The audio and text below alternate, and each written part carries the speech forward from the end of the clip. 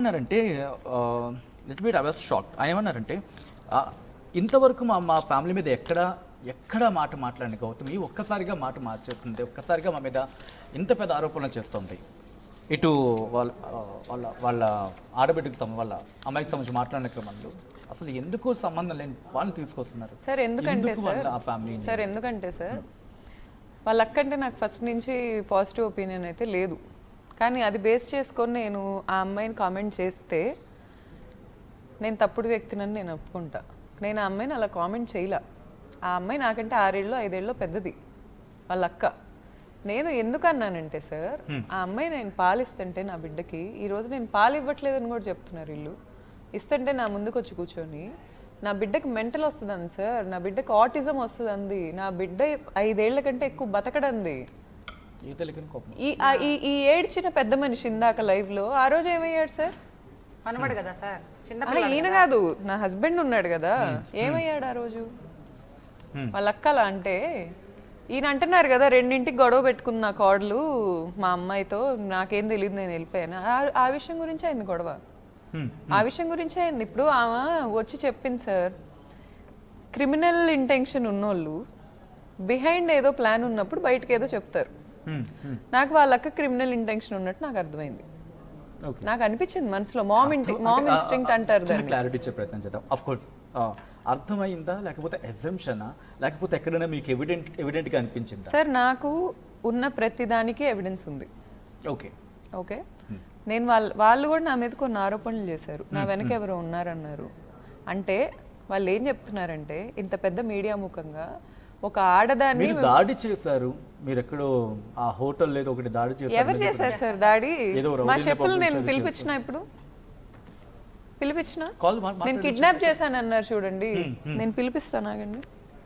అసలు జరిగిందా, అసలు ఏం జరిగిందా అంటే దానికి సంబంధించి, ఎందుకంటే చాలా ఆరోపణలు వినిపిస్తున్నాయి. అసలు సత్యవతం ప్రయత్నం చేస్తున్నాను. ఇప్పుడు ఆయన ఇందాక మా అన్నగారు మాట్లాడుతూ 10 మంది పని మనుషులు ఆ అమ్మాయికి జడేస్తారు, చిక్కు తీస్తారు, పేలు చూస్తారని చెప్పాడు.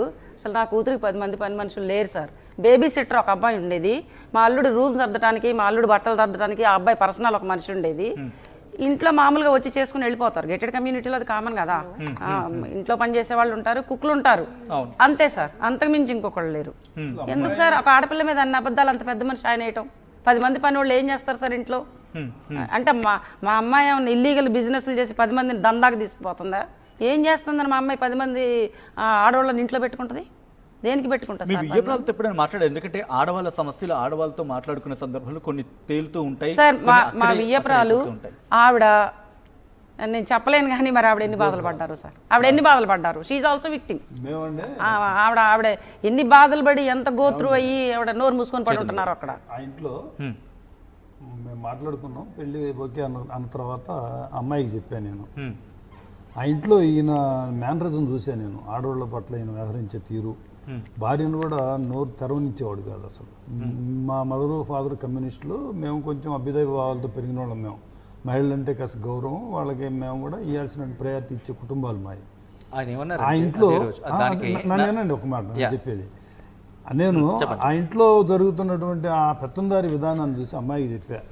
అప్పుడు ఇది నేను 35 లక్షలు పెట్టి ఎంగేజ్మెంట్ కూడా చేశానండి.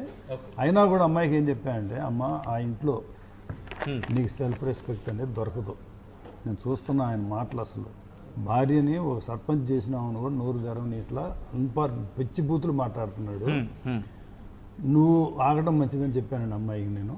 ఓకే, అమ్మాయిని బలవంతం చేశాను, ఆగాల్సిందే. ఏ తండ్రి చెప్పడు 30-40 లక్షలు ఖర్చు పెట్టి నిశ్చితార్థం చేసి ఎంగేజ్మెంట్ అయ్యాక ఏ తండ్రి కూడా కూతురు పెళ్లి వద్దని ఎవడు చెప్పడు.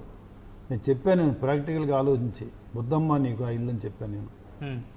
ఆ పిల్లగాడి ఇంటికి వచ్చి ఏడ్చి, అట్లా కాదు మామయ్య, మా ఇంట్లో ఎక్కువ ఉండదు, నాకు తెలుసు మా నాన్న సంగతి, నేను అట్లా అవమానం జరగనీనని. అమ్మాయి మళ్ళీ వాళ్ళిద్దరు ఇష్టపడ్డ తర్వాత నాకు అసలు ఇష్టం లేకుండా ఒప్పుకున్నానండి నేను. వాళ్ళు కూడా అదే అంటున్నారు, మాకు ఇష్టం లేకుండానే ఒప్పుకున్నాం, వాళ్ళ సంబంధం దగ్గర సంబంధం ఏదో ఉంది, బట్ వాడు ఇష్టపడ్డారని మ్యాండేట్ చేశారు. ఒక్కసారి సార్, ఇప్పుడు నాకు పెళ్ళయ్యాక ఇప్పుడు ఈయన గారితో కొంతమంది స్టాఫ్ వచ్చారు కదా, ఆ పాయింట్ అదే అంటున్నా. ఆయన ఏమంటున్నారంటే, నేను స్టాఫ్ని ఏకవచనంతో పిలవను, ఎవరిని కూడా నువ్వు ఈ కైండ్ ఆఫ్ ఉండదు, ఏకవచనంతో సార్ ఆయన హెల్ప్ అవుతారు, ఈరోజు మీ వల్ల ₹1 కోటి బెనిఫిట్ ఉండిద్ది అంటే మిమ్మల్ని బహువచనంతోనే పిలుస్తారు. ఓకే. నేను హెల్ప్ అవును అంటే నన్ను ఏకవచనంతోనే పిలుస్తారు. నాకు అర్థమైన సైకాలజీ అయితే అది అయింది. ఇప్పుడు ఆయన నా బిజినెస్ గురించి మాట్లాడారు. నేను మెయిన్ ట్రిగ్గర్ అయింది అక్కడ.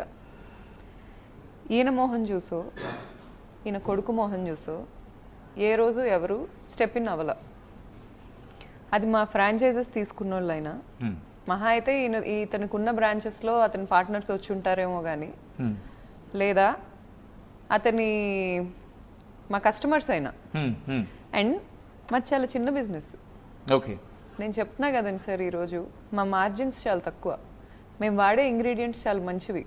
మేము ఫ్రీడమ్ ఆయిల్ వాడతాం, ఆయిల్ రిపీట్ చేయం.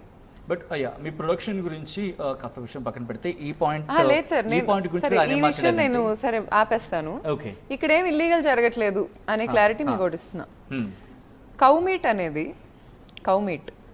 ఇల్లీగల్ ఎప్పుడంటే కౌ రీజనరేట్ చేస్తుంది. పిల్లల్ని కనే ఆవుల్ని, పిల్లల్ని కనే గీదల్ని కట్ చేయటం ఇల్లీగల్. రాజమండ్రి దగ్గర నుంచి స్టార్ట్ అయితే గుంటూరు, మంగళగిరి, తబేళాల్ స్లాటర్ హౌసెస్ వరకు వీళ్ళ వర్గం ఉంటుంది అక్కడ. వీళ్ళ ఇంటికి వెళ్ళండి సార్, ఎందుకు సిఐడి రైడ్ అన్నారు ఆయన, సిఐడి రైడే చెయ్యండి, రండి నా విల్లాకి, వెళ్ళండి ఆయన ఇంటికి, చూడండి ఇమీడియట్ గా వెళ్ళండి సార్. ఇప్పుడే మీకు ఎటువంటి ఫెసిలిటీస్ ప్రొవైడ్ చేస్తాం, మీరన్న మాటలన్నీ కూడా దట్స్ కంప్లీట్లీ బ్లఫ్ అనే టైప్ లో మాట్లాడారు. ఒక్కసారి సార్, ఒక్కసారి దాని గురించి మాట్లాడదు. బట్ అంతకనే ఏమనంటే ఫ్రాంచైజ్ కి సంబంధించి ఒక మాట అన్నారు, రీల్స్ కి సంబంధించి కూడా అన్నారు.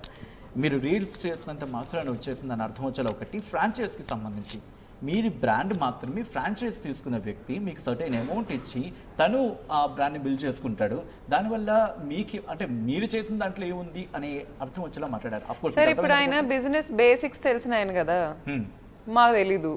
ఓకే, ఇప్పుడు ఆయన ఇందాక దాంట్లో ఏం చెప్పారంటే ఆయన నడుపుకునే బిజినెస్ వాళ్ళ మామగారిది. మరి బిజినెస్ బేసిక్స్ తెలిసిన ఆయన సొంత బిజినెస్ పెట్టుకోవచ్చు కదా సార్ మాలాగా. ఎందుకు మామగారు బిజినెస్ చేసుకుంటున్నారు ఆయన? ఇప్పుడు ఆయనకి బిజినెస్ బేసిక్స్ మా తెలీదు, ఆయనకి తెలుసు. తెలిసినప్పుడు ఆయన సొంత బిజినెస్ పెట్టుకోవాలి. వాళ్ళ మామగారి బిజినెస్, వాళ్ళ మామగారి పరిస్థితి ఏంటి? సిఐడి రైడ్ వరకు ఎందుకు? మనం హ్యూమన్ రైట్స్ గురించి, నా రైట్స్ గురించి మాట్లాడుతున్నాం కదా, హ్యూమన్ రైట్స్ దగ్గరే ఆగుదాం. వాళ్ళ తాతగారి పేరు సుబ్బారావు గారు. సంత ఇప్పుడు సంత మీద వాళ్ళకి నెలకి ₹1 కోటి ఇన్కమ్ ఉంది. ఇది అబద్ధం అని నాకు ప్రూవ్ చేయండి. జిస్మత్ కాదు, నాకున్న ఆస్తి అంతా వాళ్ళ కాళ్ళ దగ్గర డాక్యుమెంట్స్ పెట్టి నేను వెళ్ళిపోతా. సార్ నేను ఈరోజు మాట్లాడుతున్నాను, ఒక్క నిమిషం నన్ను మాట్లాడనివ్వండి. ఆంధ్రప్రదేశ్ అనేది చాలా పెద్ద స్టేట్. ఆంధ్రప్రదేశ్ అనేది వీళ్ళు బంగ్లాదేశ్కి, పాకిస్తాన్కి రీజనరేట్ అయ్యే బఫెల్లోస్, రీజనరేట్ అయ్యే కౌస్ అంటే పిల్లలు పుట్టే ఆవులని కట్ చేసి ఫేక్ వెటర్నరీ సర్టిఫికేషన్స్ ఇచ్చి వీళ్ళు అవి అమ్మి పాకిస్తాన్కి, బంగ్లాదేశ్కి వీళ్ళ నాన్న ఎక్స్పోర్ట్ చేస్తున్నారా లేదా? సరే, big allegation Gautam. Big allegation కాదు sir, I'm saying like it's not allegation. I'm sorry to say it's